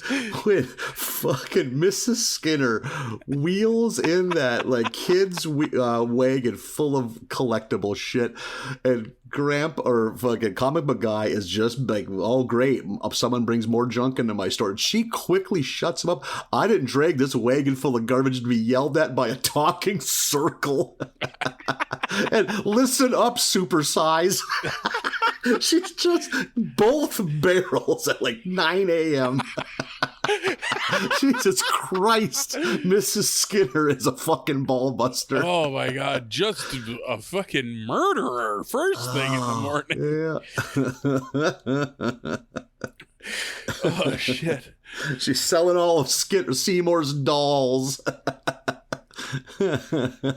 One of them is a little like plush figure of the rabbit from Matt Groening's comic strip. Life in Hell. There you go. Yeah. Yeah. Also, there's a copy of a Mr. Witherby double digest, which, of course, as an Archie stan, I really got a kick out of. Oh, okay. I didn't get that one. He's the principal. Oh, okay. But comic book guy buys all of Skinner's old stuff because he notices like an old radioactive man figure that he knows is valuable. So he flips it on eBay and makes a huge profit. And he's like, oh, good, now I can go to Comic-Con, but just me. I only have enough for one ticket. And and there's a note from his wife that says, father is very sick, leaving for weeks, or something like that. Yeah, from weeks, Kimiko. not an amount of weeks, weeks. Yeah, Kimiko just had to bail because her dad is sick, apparently. Yeah. So comic book guy gets to go to Comic-Con without Kimiko. Meanwhile, That's a hard. Say that 10 times fast. comic book guy, yeah, I immediately fucking dump Comic it. book guy, Comic-Con with Kamiko. I was feeling myself. I was about to step in that ring and just knock it out, but nope. Immediately stumble fucked all over. Fell out of your chair. Oh, God. Headphones drags the monitor. Cat squawks and goes running. Meow. Lisa, in the meantime, goes to music class and meets a new sax boy named Blake, and he's so dreamy with his blue eyes. Dreamy blue-eyed boy. Haven't seen Twitter-pated Lisa in a while. Yeah. Lisa is very, oh my gosh, about this Blake. She's swooning. And he plays a saxophone and is challenging for Lisa's seat in the school band. I immediately was like, are we doing another fucking Whiplash thing? But no, Yeah, we don't. yeah. But that was my first thought. But she like has a good attitude about it. Like, you know, if you're better, you'll win, I guess. But I'm pretty good. And he's like, well, either way, I get to sit next to you. It's ugh. Bart goes into the comic shop, and the comic book guy, of course, not there because he went to Comic-Con, but someone is there. His name is Phil, and he is a voice actor and just filling in for comic book guy. And he and Bart go back and forth, trading fucking voices. Bart does the thing where he does Nelson's voice because, like you pointed out, that's the same voice actor. And then I don't know if Phil is a voice actor on The Simpsons or not. I wondered that. Because doesn't he does a couple of like celebrities, but I don't think he does any Simpson characters. Yep. I don't think so either, yeah. And I assume if he was a Simpsons voice actor, they would make those jokes. So, but he's telling Bart all about how great being a voice actor is. Meanwhile, comic book guy is on his way to Comic-Con, sitting on a plane, and he's trying to come up with a good question for the QA panel. A passenger tells him he's been going to these Comic-Cons since 75, and one time he saw a guy ask a question that was so good that he immediately got a job at Marvel. Yeah. And so now pressure's on with comic book guy. He's got to craft the perfect question. And the one he comes up with is, aren't superheroes a religion and therefore they should be tax-free? Bold take, if not a dumb take. Yeah, very dumb. Yeah. I like comic book guy's fucking ramshackle ass Doc Ock costume, except the appendages are work. Yep, they do work. They are functional. Yeah.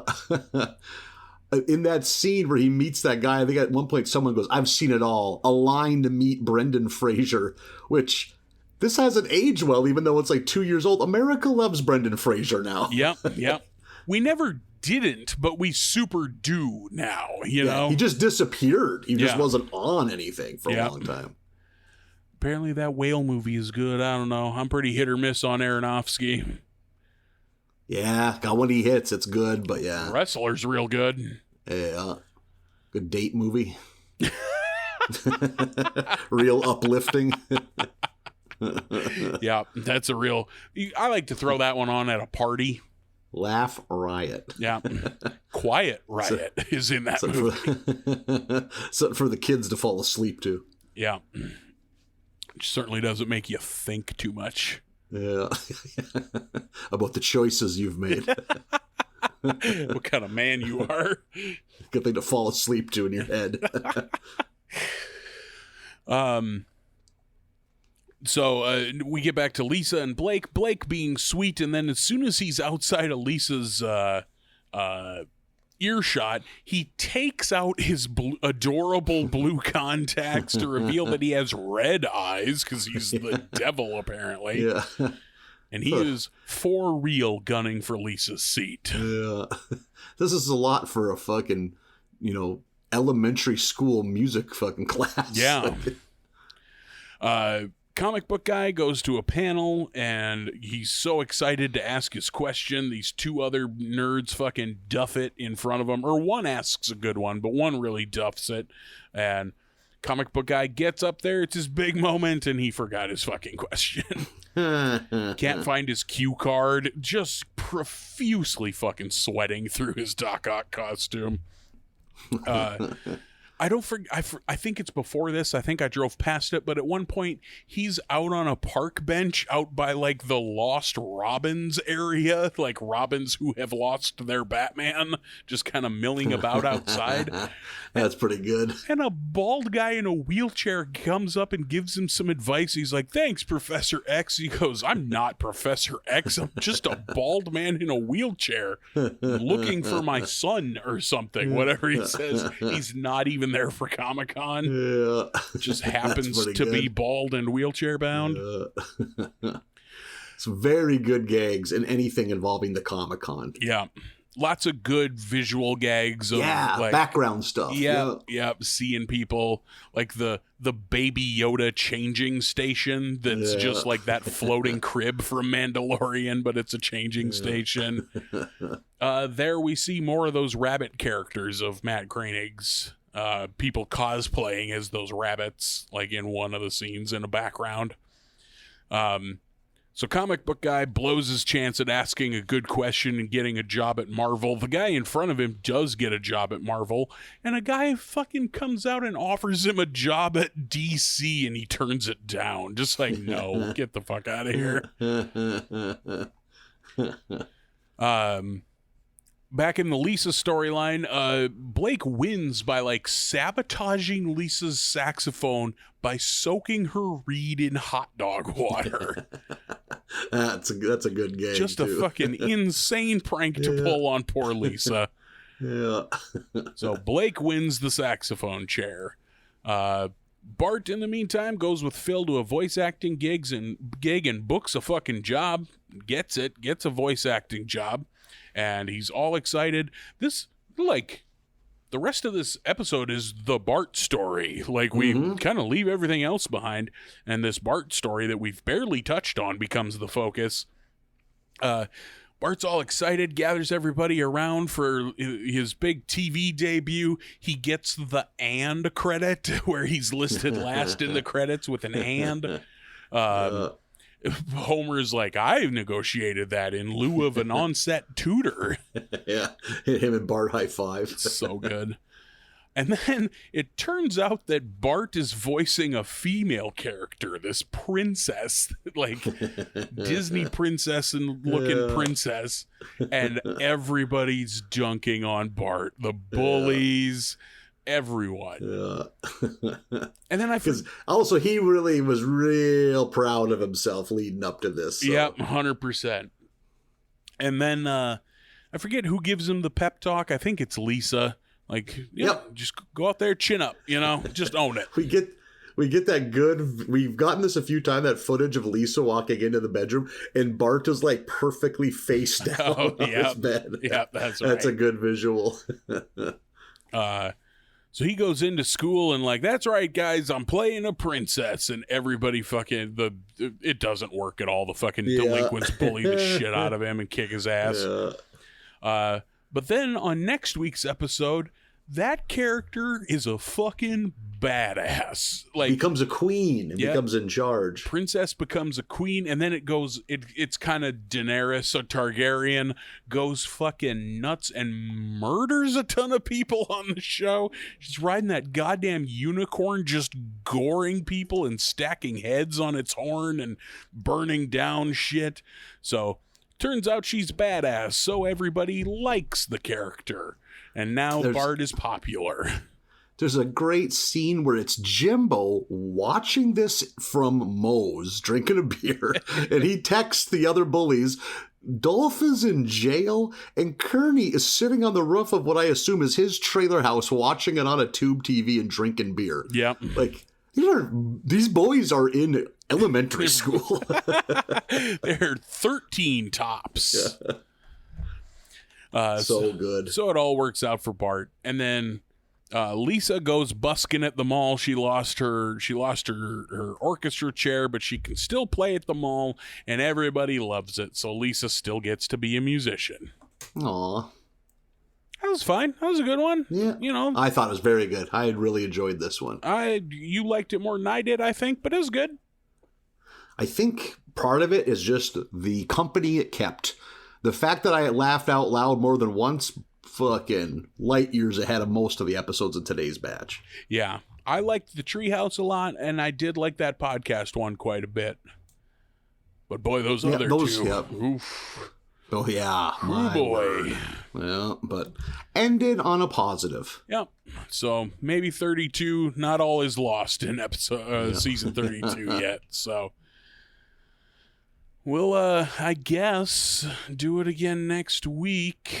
If you're not busy, we may as well. Where it feels like if we quit now, it's like we're so close to the finish line. Oh, my God, if we quit now. If we were just no, we're done. Yeah, God, I'd almost respect it. We're just gonna call it here, guys. We're good. Everyone, enjoy yourselves. Finish it on your own. Like a teacher that just walks away. Like, do whatever you want to do. Yeah. Nothing matters. Next week. We will do episodes 8 to 12 of season 32. And just like that, we will be halfway through season 32. Jesus Christ, the way this is going. They grow up so fast. They really do. 8 to 32. I don't know. Everything's just going out here. It sure is. We're slinging jokes and doing stuff, I guess. I don't have much life news to report. Yeah, wish there was more. I'm still in the doldrums, you know? We're still in the winter doldrums. Not quite that time when a young boy's thoughts turn to love. Yeah, we're not in spring fuck season yet. That'll be when we really burst out. Get all our glands are all in flare. Yeah, all our glands have been thoroughly expressed. Shit. So 8 to 12 of season 32 for next week. Everyone enjoy yourselves. Bye, everybody.